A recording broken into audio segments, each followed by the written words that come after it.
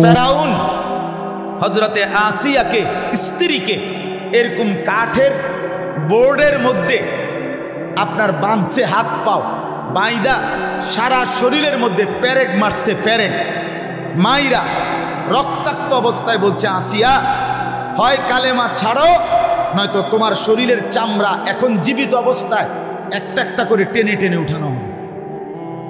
আল্লাহর কসম কোরআনে আছে। হযরতে আসিয়া বলছে, ফেরাউন আমি তো দুনিয়া ছেড়ে দিতে রাজি, জীবন দিয়েই দিতে রাজি, কিন্তু যেই কালেমা যেই ঈমান আমার হৃদয়ে বসছে, খোদার কসম সেই কালেমা সেই ঈমান ছাড়া যায় না। ছাড়ে নাই, শেষ মুহূর্ত পর্যন্ত জীবন দিছে। হযরতে আসিয়া বেঈমান হয় নাই, বেঈমান হয় না। তো আল্লাহ বলেন যে আমার বান্দা বনে রেখো কালেমায়ে তাইয়্যিবা ঈমান এত বড় সম্পদ খেজুর গাছের মতো। 2 নাম্বার, খেজুর গাছের উচ্চতা অর্থাৎ দৈর্ঘ্য অনেক উপরে, উপরের দিকে, আসমানের দিকে। একজন মুমিন, একজন ঈমানদার তার সমস্ত নেক আমল, তার সব জিন্দেগি আল্লাহ আল্লাহ রসুলের হুকুম মতো চললে সবকিছু উপরের দিকেই উঠতে থাকে, জান্নাতে পৌঁছতে থাকে। 3 নাম্বার, খেজুর গাছের ফল।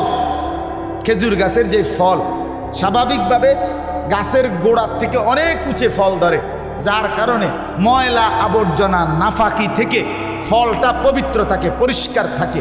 এজন্য তাফসীরের মধ্যে লিখছে, মুমিন যখন ঈমানওয়ালা হয় তখন তার পুরা দেহ, তার পুরা জিন্দেগি, তার লেনদেন সর্বদা পবিত্র পরিচ্ছন্ন, নাপাকি হারাম থেকে মুক্ত থাকে। 4 নাম্বার, খেজুর গাছই একমাত্র ফল, ওই যে পরের আয়াতে আছে, তুতি উকুলাহা কুল্লা হিনিন বিইذনি রাব্বিহা। আল্লাহ বলেন আমার হুকুমে খেজুর গাছের ফল সব সময় ফল দেয়, মানে ব্যবহারের উপযোগী হয়। অর্থাৎ খেজুর ফলেই একমাত্র খেজুর এমন ফল যেই ফল সারা বছর, সারা সিজন, রোদ গরম বৃষ্টি বান তুফান সর্বসময়ই খেজুর খাওয়ার উপযোগী, মানুষ খাইতে থাকে। আল্লাহ তাআলা উদাহরণ দিছে এই জন্য খেজুর গাছের সাথে মুমিনের উঠা বসা, নড়া চড়া, হাসি কান্না, রোজা নামাজ, ওযু গোসল, জিকির তেলাওয়াত আল্লাহর হুকুম মতো হইলে সারা বছরই নেকি আসতে থাকে, জান্নাত মিলতে থাকে। এই জন্য আমি অনুরোধ করছি, আজকে আমার মাওলানা ইয়াহিয়া গুরুত্বপূর্ণ আয়াত পড়ছিল, ওয়ালা ইউবদিনা যিনাতাহুন্না ইল্লা মা যাহারা মিনহা। আল্লাহ তাআলা বলছেন একজন নারীকে কোরআনুল কারীমের মধ্যে চোখ নামাইতে, লজ্জাস্থান হেফাজত করতে। পুরুষকে বলছেন চোখ নামাইতে, লজ্জাস্থান হেফাজত করতে। ভাঙ্গা ভাঙ্গা আল্লাহ বলছে, ভাঙ্গা ভাঙ্গা কাকে কাকে নারী দেখা দিতে পারবে, কাকে কাকে পুরুষ দেখা দিতে পারবে। আজকে আমরা সব এলোমেলো করে ফেলছি, শরীয়তের সীমানা সব তছনছ করে ফেলছে, সব ছিন্ন ভিন্ন হয়ে গেছে। ছেলেকে ছেলের হাতে ছেড়ে দিছে, মেয়েকে মেয়ের হাতে ছেড়ে দিছে, বাপ বাপের দায়িত্বে, স্ত্রী স্ত্রীর দায়িত্বে, বাবা মার কোনো খবর নাই। 16 বছরের ছেলেটা হাঁটে কোথায়, চলে কোথায়, উঠে কোথায়, বসে কোথায়, আড্ডা দেয় কার সাথে, করেটা কি, কিচ্ছু নিয়ে কোনো মাথা ব্যথা নাই। টাকা দরকার টাকা নাও, খানা দরকার খেয়ে যাও। এমনি সামাজিক উন্নয়ন হবে না। আমি নিজে কিতাবে পড়ছি, ওই কিতাবে আছে একটা আশ্চর্য কথা শুনেন। যেই সমাজে অশ্লীলতা বেড়ে যায়, যেই সমাজের যুবক চরিত্রহীন হয়ে যায়, যেই সমাজের মেয়েরা বেহায়া দুশ্চরিত্র হয়ে যায়, খোদার কসম সেই সমাজের মধ্যে শেষ পর্যন্ত পারিবারিক যেই পবিত্র সম্পর্ক বন্ধন, এগুলো আর নিরাপদ থাকে না, নিরাপদ থাকে না। অর্থাৎ স্বামী স্ত্রী, ভাই বোন, আত্মীয়, চাচা মামা ফুফা খালু, এই যে সম্পর্কের এগুলোর মধ্যে কোনটা কে কোনখান দিয়া কোন অপকর্ম করে কোনখান দিয়া সম্পর্ক তছনছ করে ফেলছে, এটা আর পবিত্রতার সম্পর্ক বন্ধন আর ঠিক থাকে। এটা বিপদ, এটা মুসিবত। আজকের ইউরোপ আমেরিকা, আজকের পাশ্চাত্য, তাদের হালাত এটা। তাদের মেয়ের রোমে অন্য ছেলে, ছেলের রোমে অন্য মেয়ে, স্ত্রীর রোমে অন্য পুরুষ, স্বামীর রুমে অন্য মহিলা, একই ফ্যামিলিতে। আমি এই নিজ কানে শুনছি আমেরিকান মানুষ দাওয়াত তাবলীগের মধ্যে আসছে, আমেরিকান জামাত তর্জমা করছে যে ওনার বয়ানের, উনি নিজে বলছে যে আমরা এমন এলাকায় বসবাস করি যেই এলাকায় একই ঘরে একই ছাদের নিচে মেয়ে একজন ছেলে নিয়ে আসে, রাত্রে ছেলে একজন মেয়ে নিয়ে আসে, স্ত্রী একজন পুরুষ নিয়ে আসে, স্বামী একজন মহিলা নিয়ে আসে, প্রত্যেকের রুমে আলাদা আলাদা ভিন্ন নারী পুরুষ, সারা রাত যার মতো জেনা বেবিচার অশ্লীলতা, সকালবেলা সবাই আবার একত্রে খায়, নাস্তা করে, কথাবার্তা বলে। কুমিল্লা ভিক্টোরিয়া ডিগ্রি কলেজ, এখানে আপনার ধর্মপুর, এই মসজিদে জামাত আসছিল, আমি ওই জামাত আমেরিকান জামাত বিদেশি এদের মুখে শুনছি সরাসরি তর্জমা। এই জন্য ভাই আমার, বন্ধু আমার, সমাজটা বাঁচান, ছেলেগুলোকে বাঁচান, আগামী জেনারেশন বাঁচান, আগামী জেনারেশন বাঁচান, আগামী প্রজন্ম বাঁচাইতে হবে। আমাদের ছেলেদের চেহারা দেখেন, আপনারা একজন মুরব্বী চাচা, আপনারা একজন মুরব্বী কদ্দুর দাঁড়াই আসান, এখানে যে কয়জন বইছে আমনে টের করতে পারবেন নামা নূর আলম ভাই কদ্দুর আমনে খাড়াই আসান, আমনে দেখেন নামাজ পড়ছে কয়জন, নামাজ পড়ে নাই কয়জন, আমনে দাঁড়াইয়া দেখেন, আপনারা দেখেন, চাচা আমনে দেখেন, জিজ্ঞেস করেন এদেরকে বুকে জড়ায় ধরে যে বাপ তোমার নামাজের ওয়াক্ত হবে কোন দিন, তোমার কোন দিন মনে পড়বে তুমি মুসলমান, কোন দিন মনে পড়বে তোমার মার পবিত্র দুধ তুমি খাইছ, কোন দিন মনে পড়বে তুমি মুসলমান বাবার সন্তান। আমাকে দায়িত্ব দেন, আমি দাঁড় করাই, আমি 100 জন ছেলে যদি দাঁড় করাই, আশা করি ইনশাআল্লাহ আল্লাহর উপরে ভরসা করে বলতে পারি 98 জন ভুল হবে না। বেনামাজি দাঁড় করাই আমি, বেনামাজির চেহারার মধ্যে দয়া মায়া থাকে না, রসকস থাকে না, হাজার পাউডার দিলেও ক্রিম লাগাইলেও তার চেহারার সৌন্দর্য থাকে না। কসম, এটা পরীক্ষিত, এটা পরীক্ষিত। বেনামাজির চেহারার মধ্যে কোনো সৌন্দর্য থাকে না, বেহায়া হয়ে থাকে, যার শরীর নাফাক, পেশাব করে পানি নেয় না একবারও। আমি তো পরিষ্কার বলি, ছেলেরা তোমরা যারা প্রস্রাব করে পানি নাও না, ঢিলা কুলুক ব্যবহার করো না, টয়লেট পেপার ব্যবহার করো না, টয়লেট পেপার। আরে বন্ধু, জীবনের মধ্যে তুমি কি কুত্তা দেখো না? কুত্তা দেখো নাই কোনোদিন? কুত্তা যে মুতে দেখো নাই? তুমি বেহায়া কোনোদিন কুত্তা দেখো নাই? তুমি খুঁজো না, তুমি বুঝো না তোমার লগে কুত্তার লগে মিল নাকি মুসলমানের সাথে মিল? দেখো না তুমি? বলেন, একজন মুসলমান পবিত্র মানুষ, সে পেশাব করে পানি নেয় না? কথা বলেন না কেন? একজন নামাজি মানুষ, সে প্রস্রাব করে পানি নেয় না? তাহলে যে পেশাব করে পানি নেয়, ডিলাকুলুক করে, এটাই তো প্রমাণ করে এই লোকটা পবিত্র, অতএব সে নামাজও পড়ে। কিন্তু অপবিত্র মানুষ, যার কারণে একদিন 1 ঘন্টা নামাজ পড়তে মন চায় না। 5 ওয়াক্ত নামাজের আজান, এক ওয়াক্তে যখন আজান হয়, আপনারাও তো বুঝেন, নামাজের যখন আজান হয় তখন এক মসজিদে হয় না, কাছাকাছি দূরত্বে কমপক্ষে 50টা মসজিদে এক লগে আজান বাজে না? প্রতি মসজিদে যদি 4টা হরন থাকে মাইকের, তাইলে 50টা মসজিদে যদি একসাথে আজান হয়, তাহলে 4 50 200 হরন, 200 হরনে একসাথে আজান একসাথে উচ্চারিত হওয়ার পরেও তুমি নাফরমানের কানে এক বিন্দুও ঢুকলো না, ফজরও না, জোহরও না, আসরও না, মাগরিবও না, এশাও না, তুমি আল্লাহর সামনে কেমনে দাঁড়াবে? বলো না ভাইয়া, একটা ছেলে হইলেও বুঝো, তুমি আল্লাহর সামনে কেমনে দাঁড়াবে?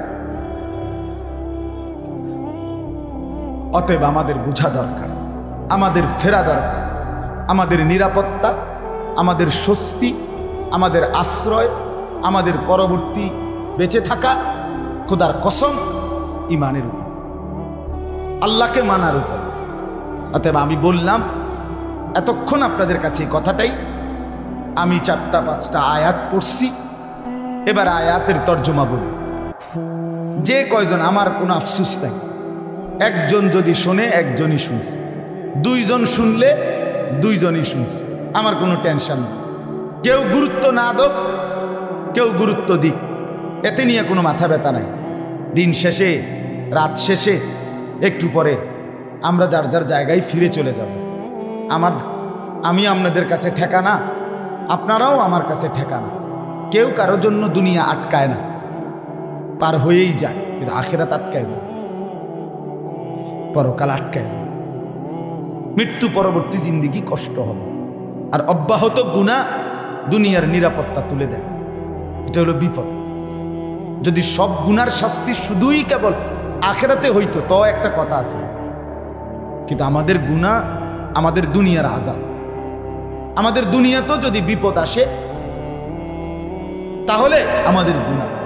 আপনারা জানেন, যারা বিবেকবান তারা বুঝে, ফিলিস্তিনের গাজা উপত্যকার 23 লক্ষ মুসলমান, তাদের সাথে মূলত ইসরায়েল যুদ্ধ করছে না। ইসরায়েল যুদ্ধ করছে 180 কোটি মুসলমানের সাথে। 57টি মুসলিম রাষ্ট্র, 180 কোটি মুসলমান, ওরা মাত্র 92 লাখ। ইসরায়েলের ইহুদি জনগোষ্ঠী হলো 90 থেকে 92 লাখ, 1 কোটি না। আমরা মুসলমান হলাম 180 কোটি।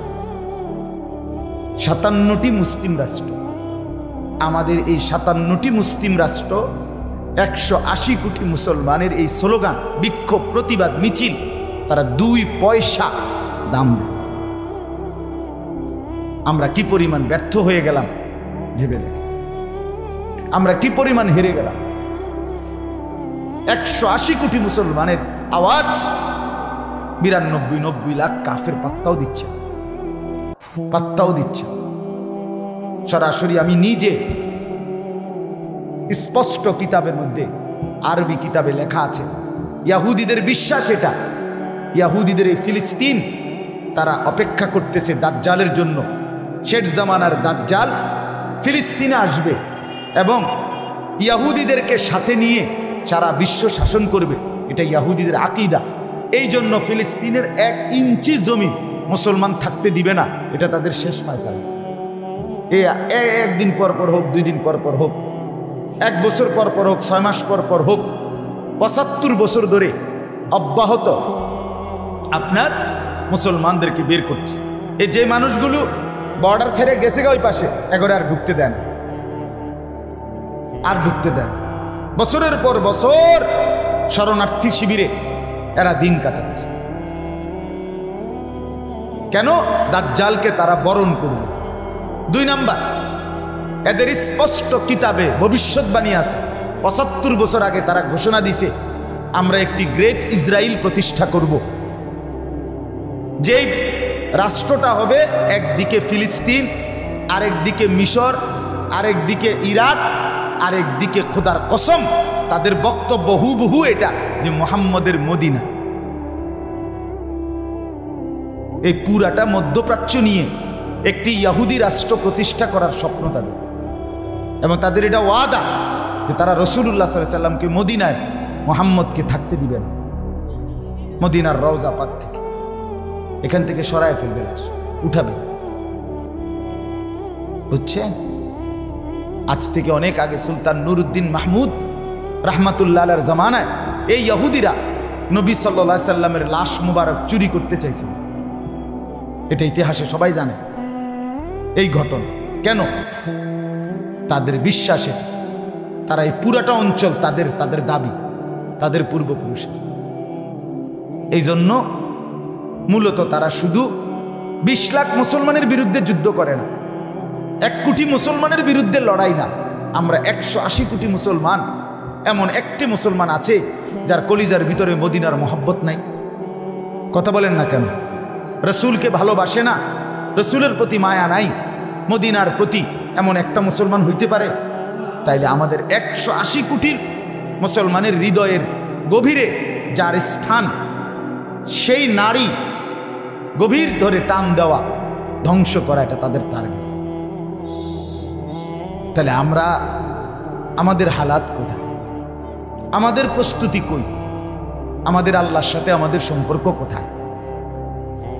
আজকে যেই ছেলেরা, বাবা বিশ্বাস করেন, তোমরা যারা যেই ছেলেদের চুল ডানে বামে বড়, এটা 100 সত্য কথা যে এটা ইহুদিদের মনে,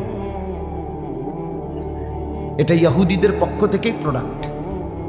কসম খোদার, তোমার রক্ত ভুলায় দিছে, তোমার ধর্ম ভুলায় দিছে, তোমার অস্তিত্ব ভুলায় দিছে। কেউ যদি শেকড় ভুলে যায়, কেউ যদি অস্তিত্ব ভুলে যায়, কেউ যদি বংশের পরিচয় ভুলে যায়, কেউ যদি রক্তের পরিচয় ভুলে যায়, কেউ যদি ধর্মের বন্ধন ছিন্ন করে যায়, সে তখন আর মানুষ থাকে না, সে জানোয়ার হয়ে যায়।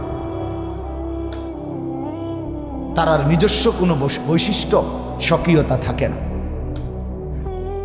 এজন্য আমরা ফিরতেই হবে, আসতেই হবে। আমরা আমাদের সন্তান বাঁচাইবার চেষ্টা করতে হবে। এই ছেলেগুলো আমাদের, এরা মুসলমানের ছেলে, এরা মা মুসলমান, বাবা মুসলমান। আপনারা যদি একটু আন্তরিক না হন, সবাই মিলে যদি চেষ্টা না করেন, একজন বক্তা, একজন হুজুর, একজন মাওলানা, একজন ওয়ায়েস, তার পক্ষে সম্ভব না। সম্ভব এত কোটি মানুষকে পরিবর্তন করা, এত কোটি যুবককে বদলানো একজন হুজুরের পক্ষে সম্ভব।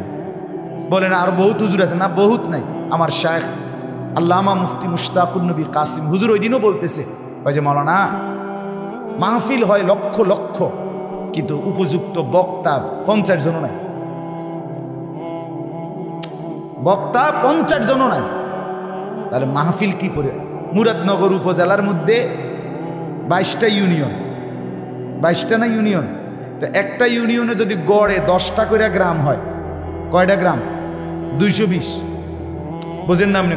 একটা গ্রামে এখন গড়ে 5টা মান, আপনি 3টা হয় ধরেন, তাহলে 220টা গ্রামে গড়ে, আমি একটা কইতেছি আর কি, একটা হিসাব, 3টা করে যদি মাহফিল হয়, কয়টা মাহফিল? 660। মাহফিলের শীত মৌসুম হইল 4 মাস, 4 মাসে হলো 120 দিন।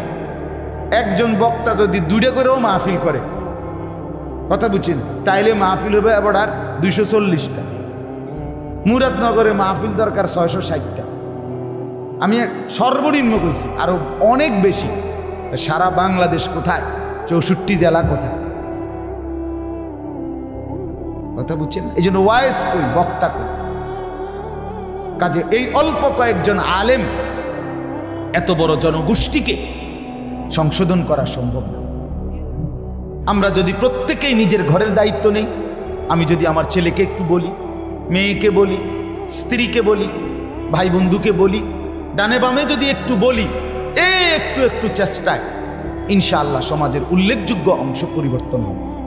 এজন্য আমি অনুরোধ করলাম, এই যে যারা লিখছেন, মাশাআল্লাহ সুন্দর কথা, সামাজিক উন্নয়নই আমাদের লক্ষ্য, সংগঠনের নাম, এটার নামই এটা চমৎকার নাম। এই নাম যাদের, তাদের কাছে অনুরোধ, বন্ধু, সামাজিক উন্নয়নের আগে প্রথম দাবি আমার, পছন্দ হোক বা অপছন্দ হোক, আমার প্রথম দাবি, তোমার আপাদক মস্তক তুমি রসুলুল্লাহর সুন্নাত মোতাবেক, ইসলাম মোতাবেক চুল, চেহারা, লেবাস ঠিক করো, 5 ওয়াক্ত নামাজ পড়ো। খোদার কসম, তুমি সমাজ, তুমি উন্নয়ন, তুমি বদলালে দেশ বদলাবে, জাতি বদলাবে, তুমি বদলাবে। তোমার কলিজার ফিকির হাজারো মানুষকে বদলে। যুগ জামানা পাল্টে দিতে চাই না 1000 জন, এক মানুষই আনতে পারে জাতির জাগরণ। সম্ভব। প্রত্যেকটা যুবকের ভিতরে অসীম সম্ভাবনা আছে, সীমাহীন মেহনত করার মতো যোগ্যতা আছে, দিবা রাত্রি পরিশ্রম করার মতো শরীরের সক্ষমতা আছে। কিন্তু আজকে শুধুই কেবল মোবাইল, অশ্লীল ছবি, নাচ গান, চুলের বাহার, শরীর কাপড় পোশাকের বিচিত্র আইটেম আমাদেরকে দুশ্মন এই কাজে লাগায়া আমাদের চূড়ান্ত শক্তির অপব্যয় করে জীবনটা নষ্ট করে দিয়েছে।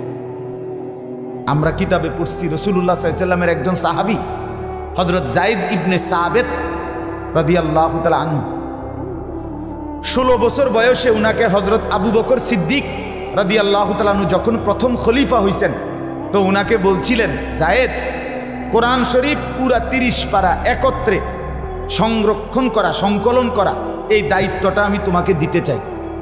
নবীজির জামানায় অল্প অল্প করে আলাদা আলাদা লেখাইছে, সাহাবীদের কাছে আছে, কারো কাছে 10 আয়াত, কারো কাছে 20 আয়াত, কারো কাছে একটা সূরা লেখা আছে, কিন্তু পুরা কোরআন একসাথে লেখা কারো কাছে নাই। তুমি সব সংগ্রহ কইরা লিখিত কপিগুলো যাচাই বাছাই কইরা সিরিয়াল ঠিকঠাক কইরা পুরা 30 পারারে একসাথ করো, পারবানি? ওনার বয়স তখন মাত্র 16 বছর।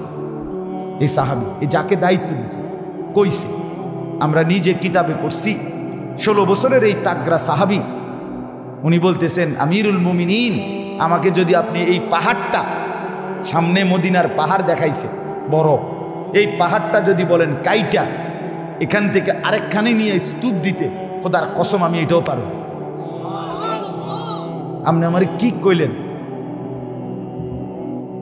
আমি পারবো না কেন? ইনশাআল্লাহ, আমি মুসলমান না, আমি যুবক না? একা দিবা নিশি মেহনত করে 1.25 লক্ষ সাহাবী জীবিত তখন, এই হাজার হাজার সাহাবীর কাছ থেকে খুঁজে খুঁজে তালাশ করে করে সব একত্র করে এগুলোরে সব যাচাই বাছাই আখ পিস ঠিকঠাক করে পুরা কোরআনুল কারীমের পূর্ণাঙ্গ 30 পারা সংকলন উনি একত্র করেন। হযরত যায়েদ ইবনে সাবিত রাদিয়াল্লাহু তাআলা। তাইলে মুসলিম যুবকের ভিতরে অসীম সম্ভাবনা আছে, ঈমান অনেক পাওয়ারফুল। আমাদের কালেমায়ে তাইয়্যিবা, আমাদের লা ইলাহা ইল্লাল্লাহ অনেক মজবুত। খোদার কসম, আমাদের এই পুঁজি, এই ঈমান, এটার সামনে গোটা পৃথিবী তুচ্ছ, পৃথিবী তুচ্ছ। এটাই বাস্তব। সর্বোচ্চ 18,000, কেউ বলে 20,000, কেউ বলছে 30,000 সর্বোচ্চ মুসলিম যারা ফিলিস্তিনের গাজা উপত্যকায় মাটির নিচে বাংকার করে এই ইসরায়েলের ইহুদিদেরকে যারা হামলা করছে, এরা সর্বোচ্চ গোয়েন্দাদের কথা হলেও 30,000 হইতে পারে, এর বেশি না। মাত্র 30,000 মুজাহিদ যারা সিদ্ধান্ত নিছে যে জীবন বাজি রাখবে আল্লাহর জন্য। আজকে 1.5 মাস পৃথিবীর সুপার পাওয়ার ইসরায়েল কোনো ছোটখাটো শক্তি লইয়ে নামছে না। পৃথিবীর সবচেয়ে বেশি অস্ত্র আমদানিকারক দেশ ইসরায়েল। পৃথিবীতে যদি সারা বিশ্বে যত মাল্টিন্যাশনাল কোম্পানি আছে, আন্তর্জাতিক কোম্পানি, পৃথিবীর এমন কোনো কোম্পানি নাই যেই কোম্পানির শাখা ইসরায়েলের রাজধানী তেল আবিবে নাই। পৃথিবীতে সবচেয়ে অত্যাধুনিক শহর বলা হয় আমেরিকার সিলিকন ভ্যালি 1 নাম্বার, আর 2 নাম্বার হলো ইসরায়েলের এই রাজধানী তেল আবিব, যেখানে কখনোই লিখেছে বইতে পত্রিকায় যে এটা এমন এক শহর যেখানে কখনো রাত হয় না। এদের বক্তব্য 24 ঘন্টা যেখানে কাজ চলে, কেউ না কেউ কাজ করে। এই তেল আবিব ইসরায়েলের স্থলপথে, নৌপথে, মানে সমুদ্র পথে, বিমান পথে, এই টানা আজকে 45 দিন তাদের সমস্ত অস্ত্র, গোলা বারুদ, বোমা সব ফেলাইয়াও এখনো 1 সেকেন্ডের জন্য হামাস মুজাহিদদের ঘাড় নোয়াইতে পারে না। তালাশি করে পায় না, জিম্মি কই রাখছে, বন্দি করছে জাগরে, হেরারে যে তুইছে কই, হিটেই পায়। অথচ ইসরায়েলের গোয়েন্দা মোসাদ সারা পৃথিবীতে দাবি করে পৃথিবীর সবচেয়ে অত্যাধুনিক গোয়েন্দা সংস্থা হলো ইসরায়েলের মোসাদ। বেল নেই, আয়রন ডোম যেটা তাদের সবচেয়ে অত্যাধুনিক মেশিন, অর্থাৎ ইসরায়েলের দিকে যদি কেউ সীমানার থেকে একটা নির্দিষ্ট এরিয়া থেকে যদি কেউ একটা সুইও আলগি দেয়, হ্যাঁ গো মেশিনের রাডারে ধরা খায় যে এনে সুই আলগি দিছে, সেখানে 20 মিনিটে 7,000 রকেট ছুটছে। একটা রকেটকে এটা বদনার সমান, টেরও পায় না। আল্লাহ যখন, বাস্তব কথা এটাই, আল্লাহ যখন দয়া করে মুমিনের ঈমান যখন গ্রহণ করে, তো আল্লাহ তাআলা নিজ কুদরতি হাতে ঈমানদারকে সাহায্য করে। খোদার কসম, ইন তানসুরুল্লাহ ইয়ানসুরকুম, আল্লাহ বলে ঈমানদার তোমরা আমাকে সাহায্য করো, আমি তোমাদেরকে সাহায্য করব। ইন তানসুরুল্লাহ, ইয়া আইয়ুহাল্লাযীনা আমানু, হে ঈমানদারগণ, তোমরা আল্লাহকে সাহায্য করো, আল্লাহ তোমাদেরকে সাহায্য করো। আল্লাহ তোমাদের, কোরআনে আছে বদরের যুদ্ধের সময় আল্লাহ বলছে ফালাম তাকতুলুহুম ওয়ালাকিন্নাল্লাহা কাতালাহুম।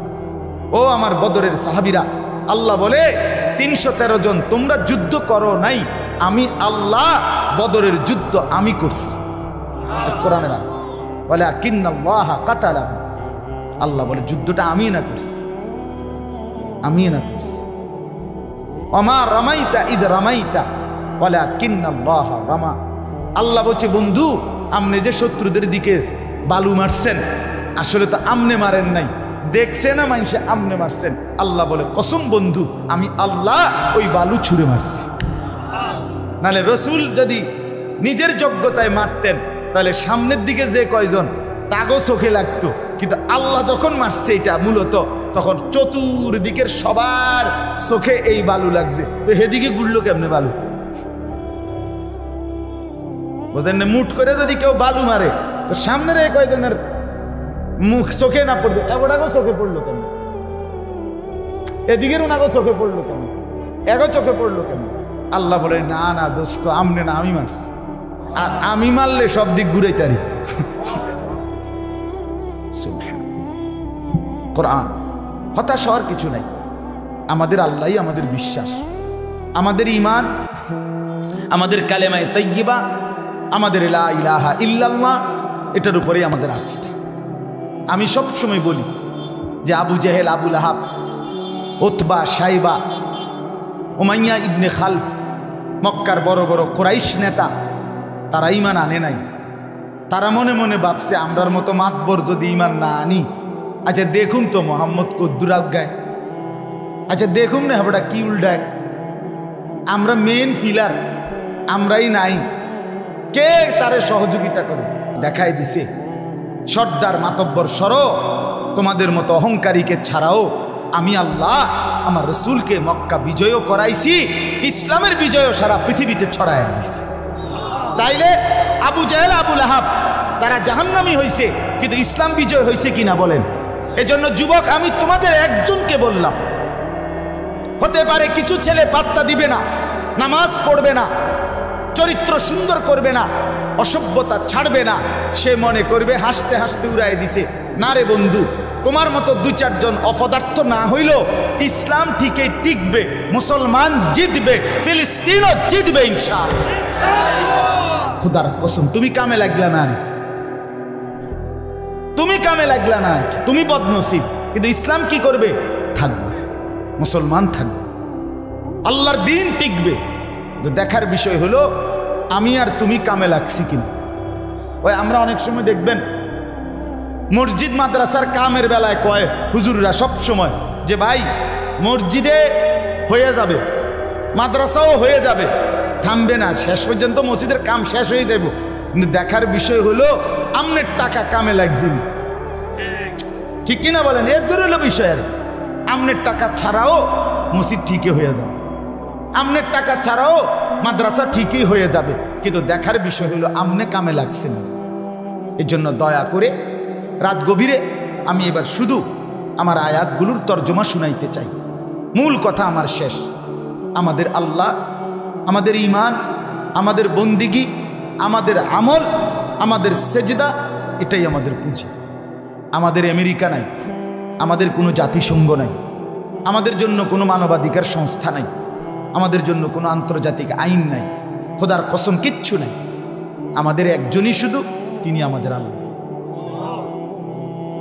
আমরা সুখ পেলে তার কাছ থেকেই নিতে হবে, মুসলমান পরিচয় দিয়ে।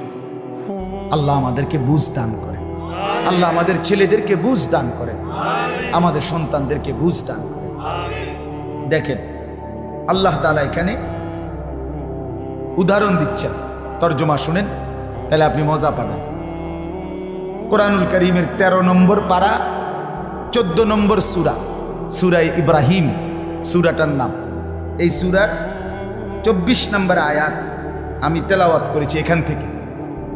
আলাম তারা কাইফা দরাবাল্লাহু মাসালান কালিমাতান তাইয়্যিবাতান কাশাজারাতিন তাইয়্যিবা। সহজ কথা হলো আল্লাহ বলেন, বন্ধু আপনি কি দেখলেন?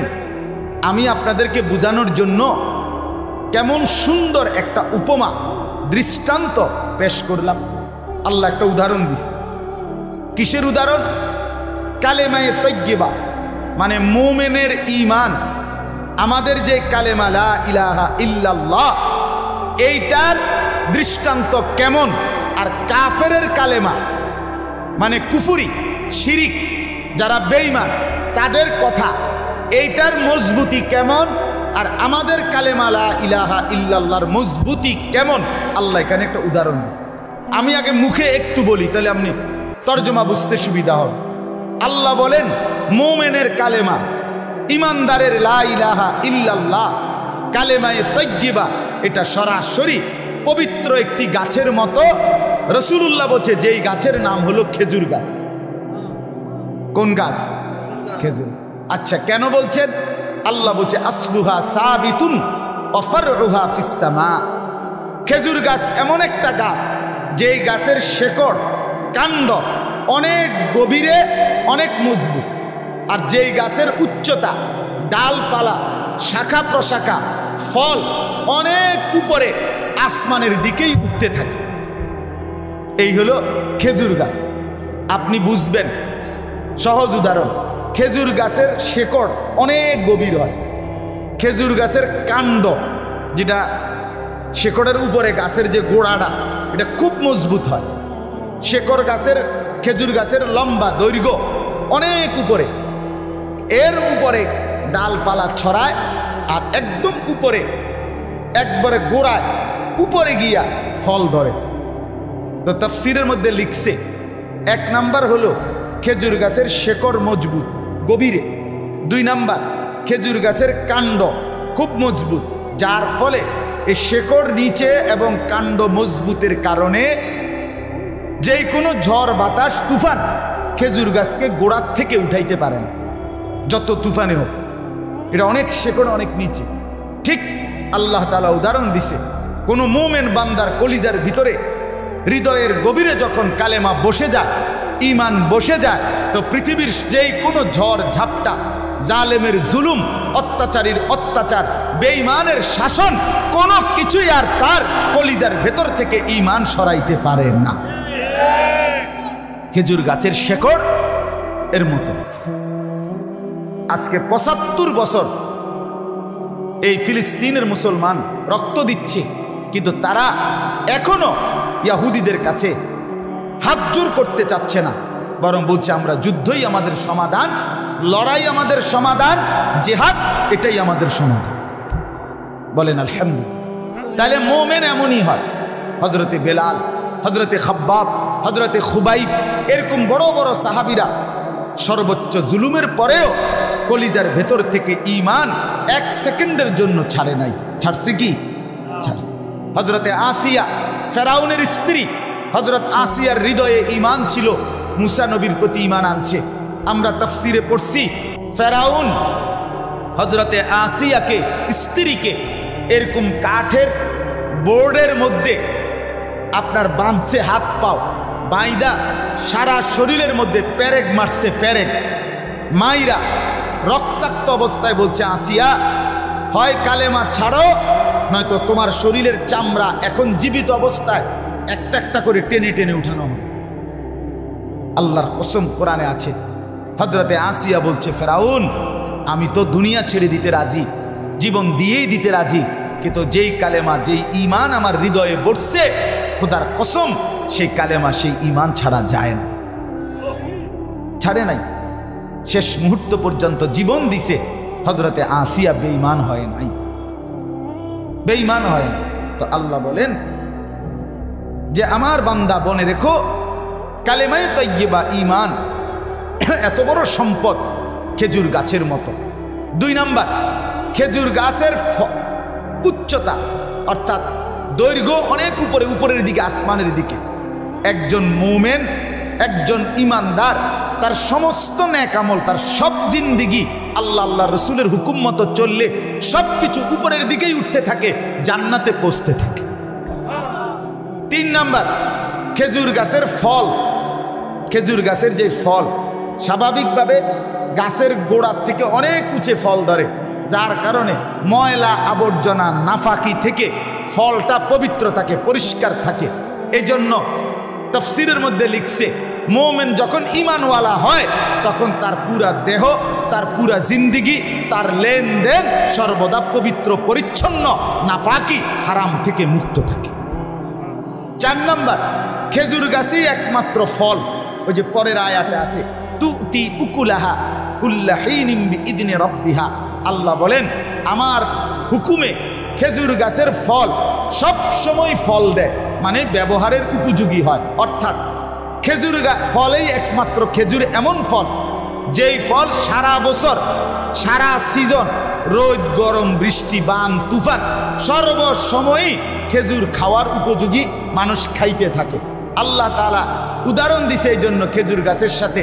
মোমেনের উঠা বসা, নড়া চড়া, হাসি কান্না, রোজা নামাজ, অজু গোসল, জিকির তেলাওয়াত আল্লাহর হুকুম মতো হইলে সারা বছরই নেকি আসতে থাকে, জান্নাত মিলতে থাকে। আল্লাহ তাআলা বলেন, ওয়ায়াদরিবুল্লাহুল আমসালা লিন-নাসি লাআল্লাহুম ইয়াতাযাক্কারুন। অতএব আমি আল্লাহ উদাহরণ দিয়ে বুঝাই দিলাম যেন আমার বান্দারা উপদেশ নিতে পারে। কাজে মুমিনের ঈমান এটা বড় সম্পদ। কারো কলিজার ভিতরে যদি ঈমান জমে তো পৃথিবীর কোনো নাফাকি, পৃথিবীর কোনো জুলুম, পৃথিবীর কোনো অপবিত্রতা, পৃথিবীর কোনো হারাম মুমিনের ঈমানকে নষ্ট করতে পারে না। এবার আসেন দ্বিতীয় অংশ। আল্লাহ বলে কাফেরের কুফরি, মুশরিকের শিরিক এটা নাপাক গাছের মতো। ওয়ামাথালু কালিমাতিন খাবিসাতিন কাশাজারাতিন খাবিসা, একটা নাফাক, একটা অপরিচ্ছন্ন গাছের মতো কাফেরের কুফরি, মুশরিকের শিরিক। মানে কি? তাফসীরের মধ্যে লিখছে, আপনারা সবাই চিনবেন না হয়তো, বাকি জঙ্গলের মধ্যে একটা গাছ আছে ছোট্ট ছোট্ট, এগুলোকে মাকাল ফল বলে, হানজাল আরবিতে বলে। অর্থাৎ মালটা যেরকম ছোট ছোট গোল গোল, এই গাছের ফলটাও হয় এরকম গোল, আপেল বা মালটার মতো। এগুলো দেখতে খুব সুন্দর, ফলটা মাকাল ফল, কিন্তু এটার ভিতর চূড়ান্ত দুর্গন্ধ, তিতা, একদম বিষাক্ত, কিন্তু দেখতে খুব চমৎকার বাহিরে দিয়ে। এটা ছোট্ট গাছ হয়, আপনার ফলটা গাছের কাছাকাছি, আর ফলটা ধরে যখন গাছ টান দেয় তখন গাছের গোড়া সুদ্ধা, গোড়া সহ শিকড় সহ উঠে চলে আসে। তো আল্লাহ তাআলা উদাহরণ দিছে, কাফেরের যত ফালাফালি, লাফালাফি, কথাবার্তা, উচ্চারণ, হুঙ্কার সব কিছু ওই মাকাল ফলের মতো, যেটা উজতুসাত মিন ফাওকিল আরদে, টান দিলে গোড়া সুদ্ধা শিকড় সুদ্ধা 1 মিনিটেই উড়ে যায়, নিঃশেষ হয়ে যায়। আপনি যদি বাংলা বোঝেন আমগো দেশিটা, তাহলে আমি আপনি বুঝানোর লেগে কই, একটা বুঝার জন্য, যে আলু ক্ষেত আছে না, আলু এইটার মতো। আলুও তো একটা ফল, মনে করেন আলু একটা ফসল। তো আলুর ক্ষেতে আলুটা গাছের লগেই থাকে, গাছটা মাটির কাছেই থাকে, শিকড়। আলু ধরে টান দিলে গাছ শিকড় সব উঠতে গেল, আসে কিনা বলেন? তো আল্লাহ তাআলা বলেন কাফেরের কুফরি এরকম, মা লাহা মিন কারার, এটার কোনো স্থায়িত্ব নাই। এজন্য সারা পৃথিবীর কাফেররা যাই বলুক, যত হুঙ্কার ছাড়ুক, মুসলমান হারবেও না, ইসলাম শেষ হবেও না, ইনশাআল্লাহ, কোনো সন্দেহ না। জিতবে মুসলমান। জিতবে কে? মুসলমান। টিকে থাকবে কে? মুসলমান। মুসলমান। এই 1450 বছরে কত কাফের আইসে গেছে, কিন্তু কত বেঈমান গোষ্ঠী পৃথিবীতে অহংকার করছে, হারায় গেছে, কিন্তু মোমেন ইমানদার ইসলাম আজও আছে, আজও আছে। সর্বশেষ কথা হইল, আল্লাহ বলেন ইউসাব্বিতুল্লাহুল্লাযীনা আমানু বিল কওলিস সাবিতি ফিল হায়াতিদ দুনিয়া ওয়া ফিল আখিরাহ।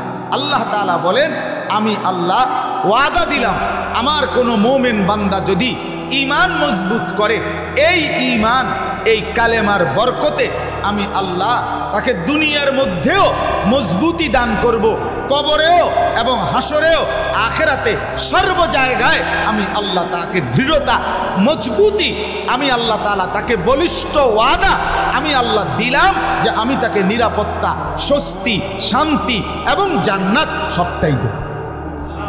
ওয়ায়ুযিল্লুল্লাহু যালিমিন, আর আমি আল্লাহ জালেম আর পাপীকে পথভ্রষ্ট করে দেব। ওয়ায়াফআলুল্লাহু মা ইয়াশা, আল্লাহ যা চান তাই করতে থাকেন, তাই করতে পারেন। অতএব আজকে রাত গভীরে শেষ কথা এটাই অনুরোধ করছি, আবারও বলছি, একজন বুঝলে একজনই, 10 জন বুঝলে 10 জনই। আমার স্বপ্ন এটাই যে যে একজনই হোক, একজন একজন করেই বদলাক, কিন্তু আমরা এটাই মনে রাখতে হবে শেষ পর্যন্ত আমাদের ঈমান, আমাদের কালেমা, আমাদের আল্লাহ, আমাদের রসুল, আমাদের লা ইলাহা ইল্লাল্লাহ, আমাদের মুহাম্মাদুর রাসূলুল্লাহ, এটাই আমাদের পুঁজি।